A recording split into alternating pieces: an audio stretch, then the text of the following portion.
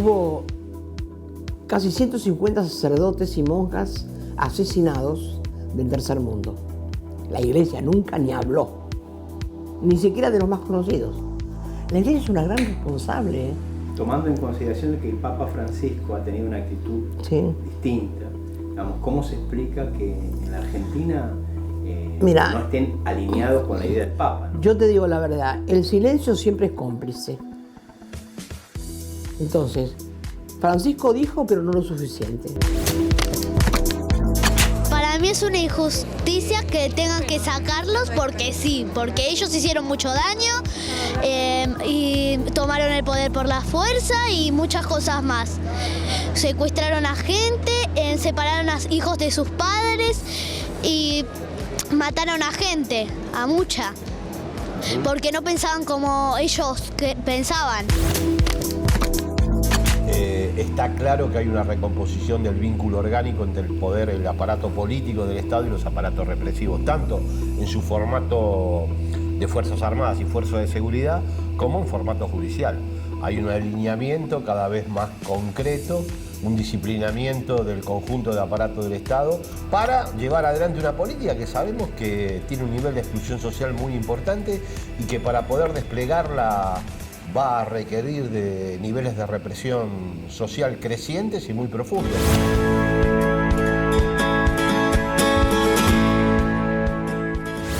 El INDEC midió en 2,6% la inflación de abril.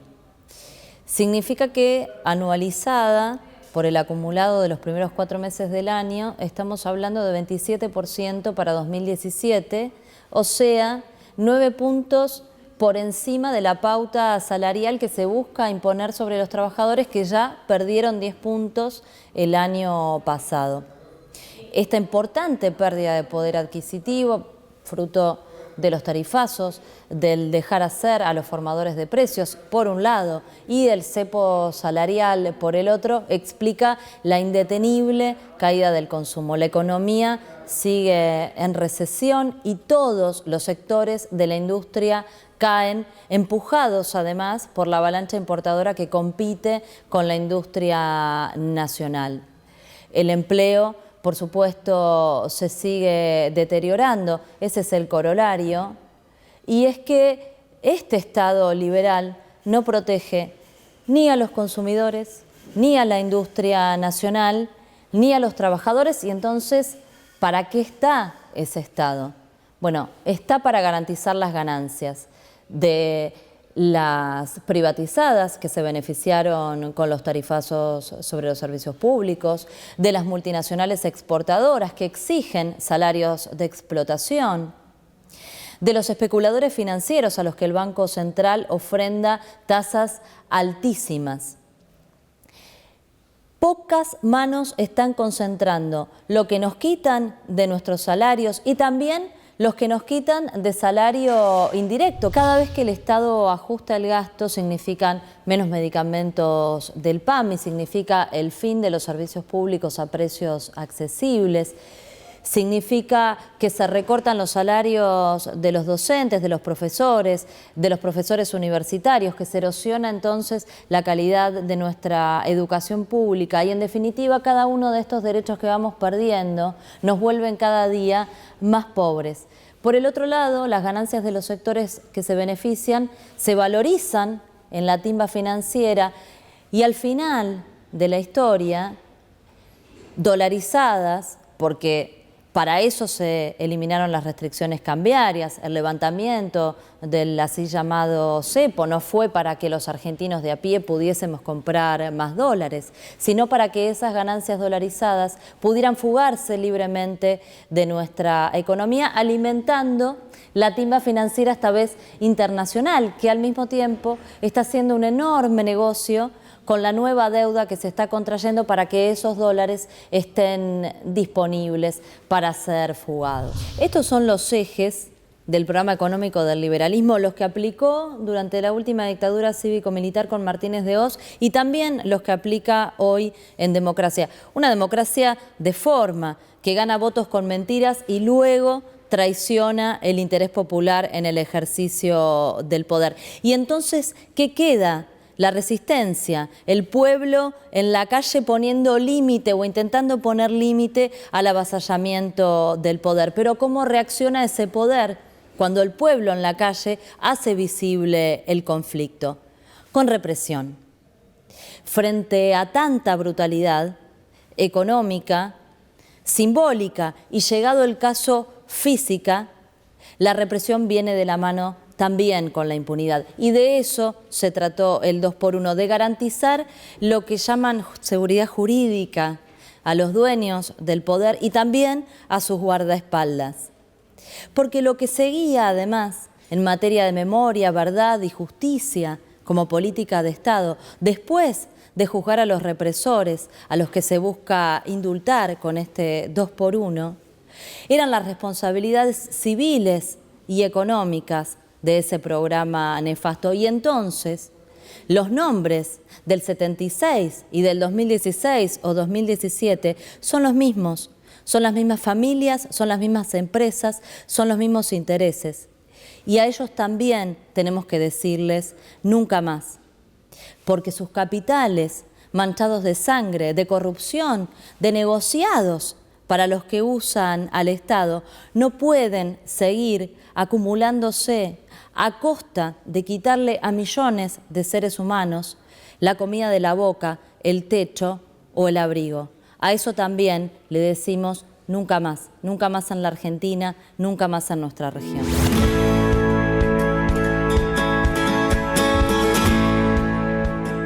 ¿Cómo analizás vos el fallo de la Corte Suprema del 2x1 que habilita la libertad de cientos de torturadores, asesinos? Yo creo que también eso es toda una farsa, ¿no? Con este fallo, con el otro, con el que venga va a ser lo mismo, porque solo nos aseguramos de estar bien y no tener necesidad de nada de eso si tenemos un gobierno como el de Cristina y el de Néstor. Con estos gobiernos ellos hacen lo que quieren. Ahora ya todo el mundo ha pedido y todo el mundo y analizan lo jurídico. Yo analizo lo político. Ellos lo tiraron en el medio de la campaña, porque Cristina va ganando lejos, y tiraron una bomba en el medio de la campaña que todo el mundo salió disparado como cuando ponen algo en un hormiguero y todo el mundo hablando a ver si vamos a Naciones Unidas, a ver cuántos abogados ponemos, a ver si hacemos juicio político. No, parar la mano con este gobierno que se pasó 4 meses, los primeros 4 meses cuando entró, todos decretos de urgencia, que no era verdad. Y si no es con esos decretos, es con otros. Si no es poniendo jueces pagos, con la prensa del lado de ellos y con los jueces comprados, pagados o como le quieras llamar, y con una parte de la sociedad y la iglesia también, que necesita también la reconciliación y el perdón para ellos mismos, todo es igual. No hay nada, yo no confío que salga nada bueno con este gobierno. Hay varios funcionarios públicos que salieron a despegarse del 2x1, ¿no? Sí. Incluso impulsaron un proyecto para darle cierta previsibilidad. Todo farsa, todo farsa. ¿Vos pensás que es farsa? Sí, es todo, porque es toda una mise en escena. La escuchás a la Vidal, que quiere ser candidata a presidenta, ay no, ella está en contra de todo esto. Y es parte del gobierno. Es parte, son los mismos funcionarios, los mismos que pusieron sus empresas, sus galpones, sus padres, sus madres o quien sea. Todos pertenecieron a la dictadura, no hay ninguno que no haya participado en la dictadura de los que están en el gobierno. Entonces, ¿qué puedes pensar? Ellos también necesitan un perdón. ¿Por qué dicen 8.000 desaparecidos? Porque a ellos les parece que si son menos desaparecidos tienen menos culpa. Y 2 desaparecidos ya es una culpa horrible. Y bueno, y los jueces tienen responsabilidades. ¿Y qué te crees? ¿Que no son estos mismos jueces que no nos querían ni siquiera recibir los habeas corpus? Que vos le decían, mi hijo está en la comisaría, mire que me dijeron. Nada. Y si vos ibas a la comisaría, como me pasó a mí, que me dijeron que mi hijo estaba en la quinta, que lo estaban torturando, yo me metí como una loca gritando y qué sé yo, me dieron una paliza, me tiraron a la calle, llovía cántaro. ¿Y quién se entera de eso? Nadie. Y ellos son responsables los jueces, de que sigan torturando a tu hijo y de que casi te maten a vos. O sea, vos pensás que se mantiene la estructura de la dictadura. La misma estructura de la dictadura. Y el miedo a la gente. En los barrios la gente tiene mucho miedo. Y el miedo que te lo mete la policía, que te dice que ese es narco y los únicos narcos son la policía. Vos hiciste referencia, pero llamó mucho la atención la actitud de la Iglesia, ¿no? La Iglesia medio que creó un contexto político para que se aprobara este fallo del 2x1. Porque necesitan su perdón también. ¿Vos qué te crees? Que ellos... Vos pensás, hubo casi 150 sacerdotes y monjas asesinados del tercer mundo. La Iglesia nunca ni habló, ni siquiera de los más conocidos. Angelelli, Ponce de León, que fueron asesinados también. Nunca hablaron de eso. Había casi 30 sacerdotes que bendecían los vuelos de la muerte. Ahí estaba Bonamín, ahí estaba Tortolo, ahí estaba Plaza, ahí estaba Águera, ahí estaba Monte. Te puedo contar unas pilas, arzobispos que aprobaban eso, que tiraran vivos a nuestros hijos al río y al mar. Por lo cual los perdonaban cuando bajaban del vuelo. Había sacerdotes que usaban armas. En mi barrio había un peluquero llamado Montaña. Yo te doy el nombre y todo porque si no, no sirve lo que digo. Era el peluquero del barrio. Españoles, lo mejor que les pasó a ser un hijo cura. Este cura se llamaba Montaña, por supuesto. Yo un día le pedí una entrevista por medio del padre para que me atendiera porque decía que habían entrado en la 9 un montón de desaparecidos en la cárcel de la 9 y él estaba ahí.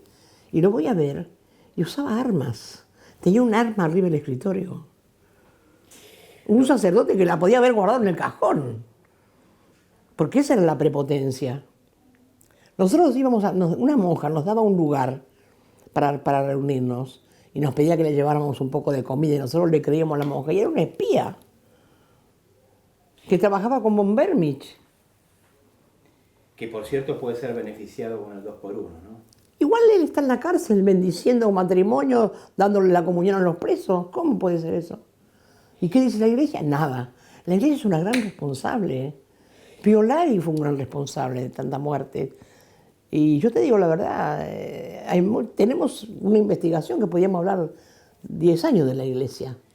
Lo que pasa, Eve, es que tomando en consideración de que el Papa Francisco ha tenido una actitud distinta, digamos, ¿cómo se explica que en la Argentina no estén alineados con la idea del Papa, ¿no? Yo te digo la verdad, el silencio siempre es cómplice. Entonces, Francisco dijo, pero no lo suficiente. Yo con todo lo que lo quiero y lo respeto, que lo fui a ver y hablé con él, 2 horas y 27 minutos. Hablé con el Papa. Ahora hace poquito le escribí. Yo creo que para lo que pasa ahora tendría que tener una voz más fuerte, Francisco. Más fuerte, porque es su patria. Yo sé que es el Papa de todo el mundo, pero es la patria de él la que está sufriendo ahora. El hambre, la desocupación, la persecución, la miseria y las balas también. Porque no es que no nos tiran con balas de goma, no, nos tiran con balas de verdad. Eve, llamó mucho la atención la actitud de algunos personajes que han estado vinculados a los derechos humanos y que incluso sufrieron, digamos, como el caso de Graciela Fernández Mejide, ¿no? Digamos, las declaraciones de Graciela Fernández Mejide diciendo que los militares también tienen derechos humanos, en este contexto son, al menos llamativas. Porque ella siempre estuvo en desacuerdo con lo que hizo su hijo. Nunca lo defendió, nunca se puso el pañuelo, nunca fue a la plaza. Siempre fue un ser como buena radical que es. Ella estaba en la Asamblea Permanente y así se comportó.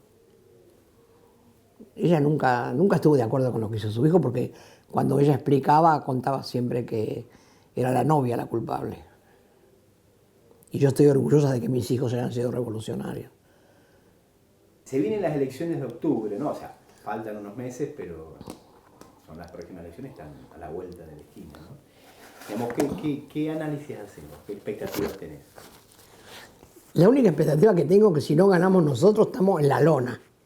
Y ellos nos tiraron en medio de la campaña esto, para que nadie hable más de qué candidato vas a poner. Cristina todavía no definió si se va a postular en la provincia de Buenos Aires o en Santa Cruz. Hay cosas muy complicadas, porque por un lado, a mí me parece que habría que conservar a Cristina para candidata a presidenta, porque es para lo que queremos que sea. Y si se gasta ahora, porque te desgasta, porque ella va a ganar lejos si se presenta.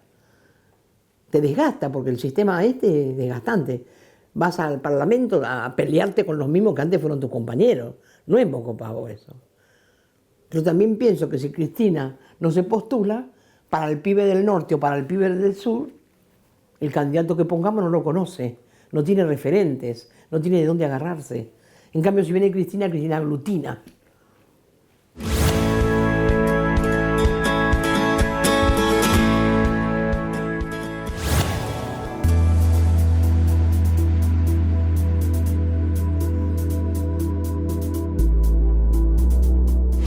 Porque están los 30.000 acá presentes, levantemos los pañuelos y gritemos fuerte: 30.000 detenidos desaparecidos, presentes, ahora y siempre, ahora y siempre, ahora y siempre.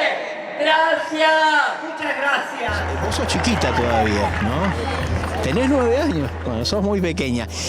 ¿Qué es lo que te inspira, digamos, a acompañar a tu papá? Digamos? ¿Por qué decís, bueno, vengo acá, los acompaño? ¿Por qué pensás? Porque para mí es una injusticia que tengan que sacarlos porque sí, porque ellos hicieron mucho daño y tomaron el poder por la fuerza y muchas cosas más. Secuestraron a gente, separaron a hijos de sus padres y mataron a gente, a mucha. Porque no pensaban como ellos pensaban. Y si no les gustaba un presidente, simplemente lo sacaban y ponían a alguien que les gustara. Hacía la fuerza, sin que los demás puedan elegir a su propio representante o a un ministro o algo, intendente, cualquier cosa. No podían elegir nada. Miguel Echecolás trabajó como director de investigaciones de la policía bonaerense entre marzo de 1976 y fines de 1977. Fue condenado a prisión perpetua por el homicidio calificado de Diana Terruggi de Mariani y por la privación ilegal, tormentos y homicidio calificado de Ambrosio de Marco, Patricia del Orto, Elena Arce, Nora Fórmiga y Margarita Delgado. Encarceló y torturó a Nilda Eloy y a Jorge Julio López. Ramón Díaz Bessone ocupó altos cargos durante la última dictadura, entre ellos el de ministro de Planeamiento bajo la presidencia de Jorge Videla. Fue uno de los ideólogos. La justicia lo sentenció a prisión perpetua por la privación ilegítima de la libertad, tormentos y amenazas a 36 personas, como responsable del asesinato con alevosía de Ruth González, Miriam Susana Moro, Alejandro Stancanelli, Cristina Cialceta, Carlos Ignacio Krupa y Osvaldo Matoschi. Von Bernich, Echecolás, Mañaco, Díaz Bessone y cientos de represores, asesinos, militares que actuaron en contra de la democracia, en contra de los derechos del pueblo, pueden llegar a quedar en libertad gracias al 2x1 que falló la Corte Suprema de Justicia de la Nación. Repudio el 2x1 absolutamente, porque nunca más al terrorismo de Estado, porque me deben vecinos, me deben gente que yo era muy chica, pero con los años cuando te enterás y aprendés, dije, me deben mucha gente, sin ser parientes. Es cuestión de ponerte un poquito en la piel del otro, de tener la capacidad de ponerte en la piel del otro. Todos fuimos, todos somos, todos podemos ser. Eso nos cabe en cualquier tragedia de nuestro país. ¿Vos pensás que existe alguna responsabilidad política del presidente Mauricio Macri en todo esto? Y algo sí, sí, un poco sí. ¿Y esencialmente en qué lo ves, digamos? Bueno, acordémonos que en la época de la dictadura el padre y sus grandes empresas fueron muy beneficiadas, ¿no? Con la dictadura, con el sistema económico y con la condonación de deudas de sus empresas, ¿no? Designó 2 jueces por decreto a principio de su gobierno, a pocos meses de asumir. Justo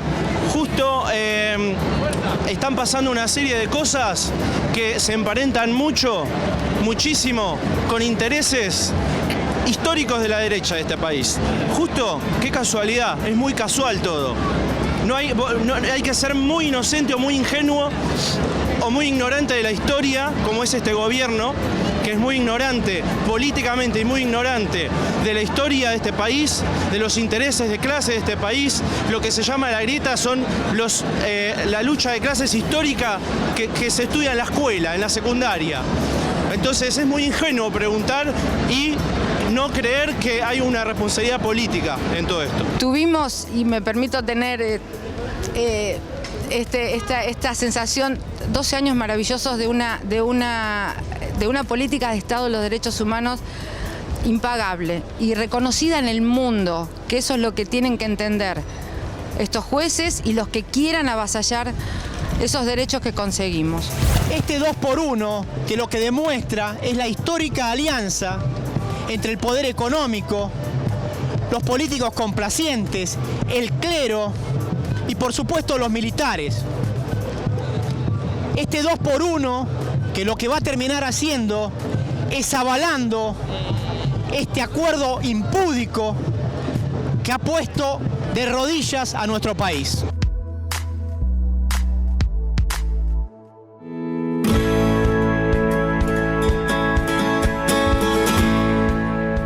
Bueno, nuevamente en este encuentro tratando de ver si podemos acercar algunas líneas de análisis sobre lo que ocurrió esta semana. Obviamente muchos son los temas, veremos qué capacidad tenemos nosotros de poder primero captarlos y después orientar para una pequeña descripción. Fernanda Vallejo, caracterización de temas fundamentalmente económicos. Sí, económicos y políticos, ¿no? Porque es difícil disociar estas dos realidades. Yo sé que es muy difícil. Te la voy a dejar a vos. Que deje algo. pero vienen de la manito, Artemio, como nosotros dos. No, poniéndome un poco solemne, si se me permite, más allá de la cháchara, reflexionaba realmente en estos días a raíz del controversial, por decir de alguna manera, fallo de la Corte Suprema por el 2x1, sobre las continuidades entre proyectos, ¿no? Esto que tantas veces hemos señalado y que pareciera sonar como un cliché respecto de dos grandes proyectos de país, pero cómo verdaderamente este tema vuelve, ¿no? Porque aquel proyecto que se empezó a instalar en 1976 a partir del golpe de Estado con la última dictadura cívico-militar es lo que hoy está de vuelta en la Argentina, incluso a través de situaciones que pensábamos desterradas, porque tal vez lo que veníamos viendo hasta aquí eran los paralelismos de los programas económicos, pero de nuevo estamos viendo que no hay posibilidad de implementación de un programa económico como el que ideó Martínez de Hoz en el 76 o el que viene a implementar Mauricio Macri con todo su equipo económico en la Argentina 2016-2017, sin ese brazo represivo y sin la impunidad sobre los dueños del poder, para decirlo de alguna manera, y el brazo represivo que de alguna manera le custodia, digamos, las espaldas, ¿no? Así es. Bueno, yo pienso en la misma dirección. Digo, más allá de las vicisitudes del 2x1, está claro que hay una recomposición del vínculo orgánico entre el poder, el aparato político del Estado y los aparatos represivos, tanto en su formato de Fuerzas Armadas y Fuerzas de Seguridad, como en formato judicial. Hay un alineamiento cada vez más concreto, un disciplinamiento del conjunto de aparatos del Estado para llevar adelante una política que sabemos que tiene un nivel de exclusión social muy importante y que para poder desplegarla va a requerir de niveles de represión social crecientes y muy profundos. Lamentablemente hay que decirlo porque no hay manera de soslayar esta circunstancia. Estábamos observando indicadores sociales. Me acaba de llegar la información del CESO, del Centro de Estudios Scalabrini Ortiz, sobre el aumento de la canasta básica alimentaria en la zona de Santa Fe, en particular en el Gran Rosario. En abril, 7.7 creo que era. O sea, tiene una proyección de casi 90% de aumento.